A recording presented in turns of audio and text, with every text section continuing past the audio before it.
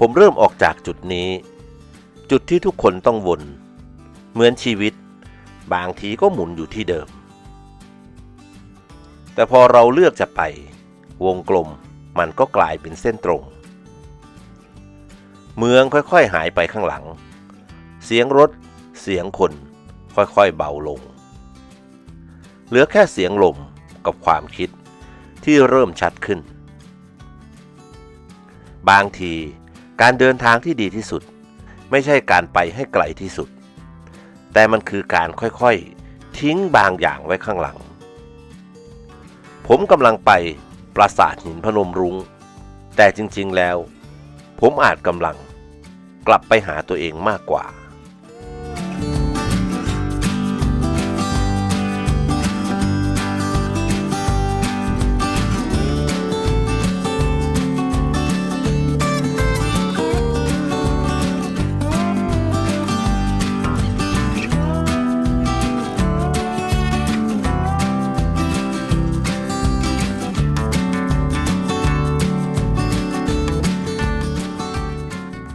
ครับตอนนี้ผมมาถึงแล้วนะครับที่นี่ก็คือ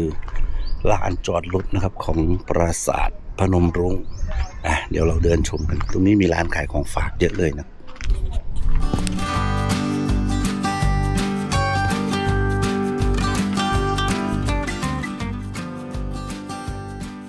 ก่อนจะขึ้นไปข้างบนที่นี่เหมือนอยากให้เราหยุดก่อนมีของขายมีของที่ระลึกเหมือนชีวิตเราที่ชอบเก็บอะไรไว้เต็มไปหมดค่าตั๋ว20 บาทถูกกว่ากาแฟแก้วหนึ่งแต่สิ่งที่อยู่ข้างบนมันอยู่มานานกว่าชีวิตเราทั้งชีวิตของบางชิ้นเคยมีคนเคยใช้เคยมีคนรักเคยมีชีวิตอยู่กับมันวันนี้มันเหลือแค่ความทรงจำที่ไม่มีเสียงเราวิ่งหาอะไรหลายอย่างในชีวิตแต่สุดท้ายสิ่งที่เหลือจริงๆมันอาจจะแค่ร่องรอยว่าเราเคยมีตัวตนแล้วเราก็เดินออกมาเหมือนได้วางอะไรบางอย่างไว้ข้างในนั้นทางข้างหน้ามันตรงมากตรงจนเหมือนไม่มีทางลัดชีวิตก็เหมือนกันบางช่วงเราต้องเดินตรงๆแม้จะรู้ว่ามันเหนื่อยทุกก้าวหนักขึ้นนิดเดียวแต่ถ้ารวมกันมันก็กลายเป็นความเหนื่อยแปลกดีนะตอนขึ้นเราคิดแต่จะไปให้ถึงแต่พอหันหลังกลับไปดูเราถึงรู้ว่าเราเดินมาไกลกว่าที่คิดบางทีสิ่งที่ยิ่งใหญ่ไม่ได้อยู่ข้างหน้าแต่มันอยู่ในตัวเราตั้งแต่ก้าวแรกแล้ว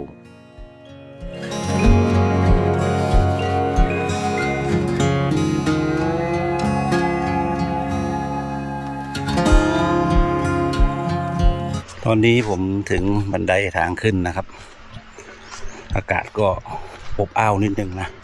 แต่ฟ้าไม่แดดไม่ส่องไม่อะไรนะเพียงแต่ว่ามันอากาศอบอ้าว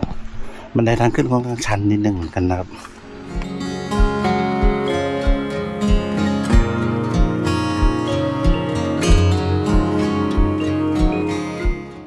บันไดมันไม่ได้สูงขึ้นแต่ใจเราต่างหากที่เริ่มหนักขึ้นก้าวแรกยังไม่รู้สึกอะไรก้าวที่10เริ่มเหนื่อยก้าวที่100เริ่มถามตัวเองว่าจะไปต่อดีไหมชีวิตก็เหมือนกันมันไม่เคยยากตั้งแต่แรกแต่มันจะยากตอนที่เราจะยอมแพ้ไม่มีใครรู้ว่าข้างบนมีอะไรแต่ทุกคนยังเลือกจะเดินขึ้นมาอาจจะไม่ใช่เพราะมันง่ายแต่อาจจะเพราะลึกๆแล้วเรารู้ว่าถ้าไม่หยุดเราจะไปได้ไกลแค่ไหน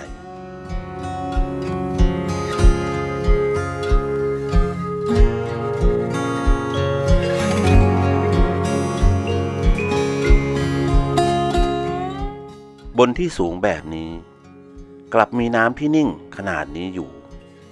ไม่ต้องไหลแรงไม่ต้องรีบไปไหนมันแค่นิ่ง แล้วก็เป็นแบบของมัน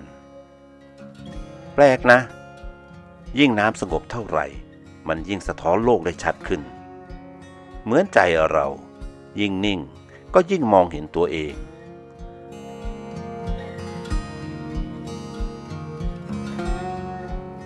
พอขึ้นมาถึงตรงนี้แปลกดีนะความเหนื่อยมันหายไปเองสิ่งที่อยู่ข้างหน้าไม่ใช่แค่สวยแต่มันนิ่งจนทำให้ใจเรานิ่งตามหินทุกก้อนไม่ได้เกิดมาเพื่อปราสาทแต่มันถูกวางทีละก้อนทีละแรงทีละความตั้งใจเหมือนชีวิตเราที่ไม่ได้ยิ่งใหญ่ตั้งแต่แรกแต่ค่อยๆถูกสร้างขึ้นจากวันธรรมดาซ้ำๆประตูพวกนี้เคยมีคนเดินผ่านนับไม่ถ้วนคนที่ประสบความสำเร็จคนที่ล้มเหลวคนที่มีความหวังและคนที่หมดแรงแต่สุดท้ายทุกคนก็หายไปเหลือแค่สถานที่นี้ที่ยังอยู่เหมือนเดิมบางทีสิ่งที่ยิ่งใหญ่จริงๆไม่ใช่การมีชีวิตอยู่ให้โดดเด่นแต่คือการยืนอยู่อย่างมีความหมาย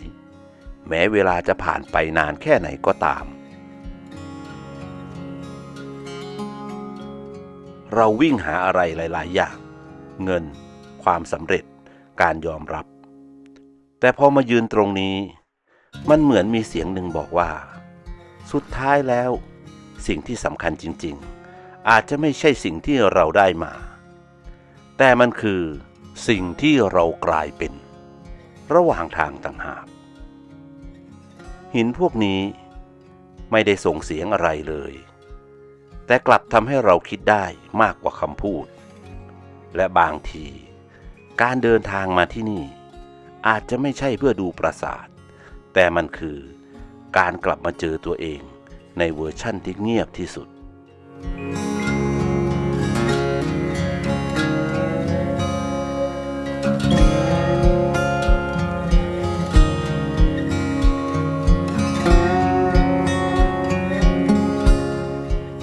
ปราสาทแห่งนี้ไม่ได้สร้างขึ้นมาเพื่อความสวยงามแต่มันถูกสร้างขึ้นเพื่อเป็นทางผ่านระหว่างโลกมนุษย์กับสิ่งที่มองไม่เห็นทุกลายสลักไม่ได้มีไว้แค่ตกแต่ง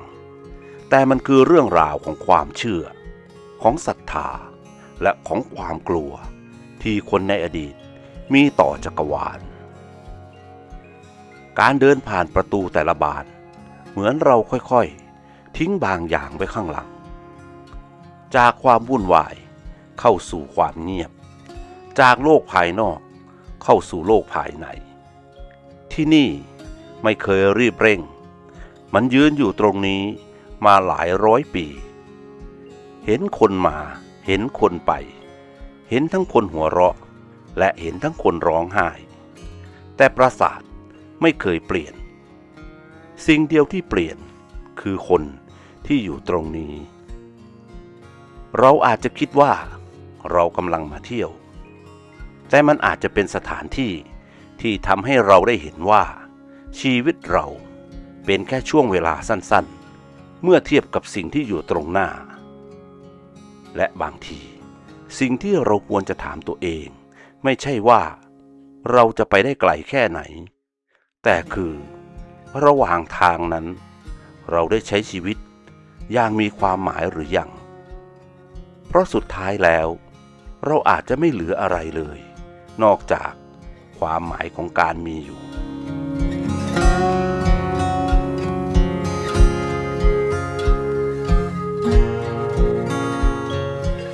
พอเดินมาจนสุดทาง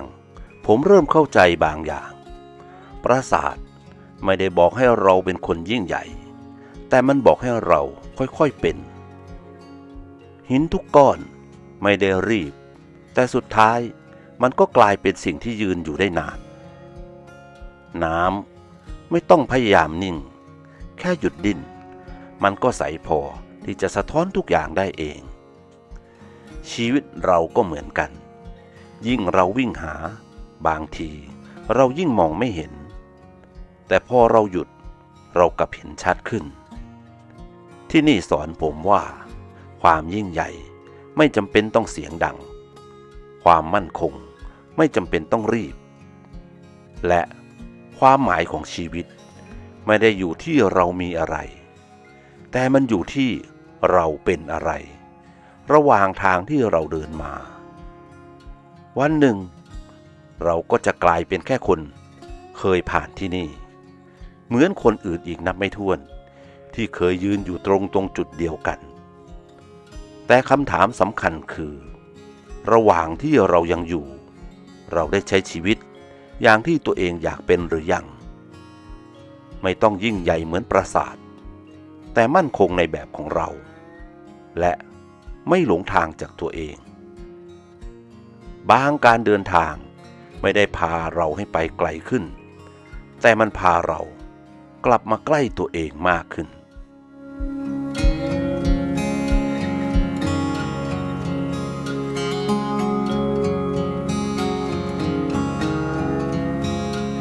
ไปแล้วครับตอนนี้เดี๋ยวผมจะลงจากปราสาทหินพนมรุ้ง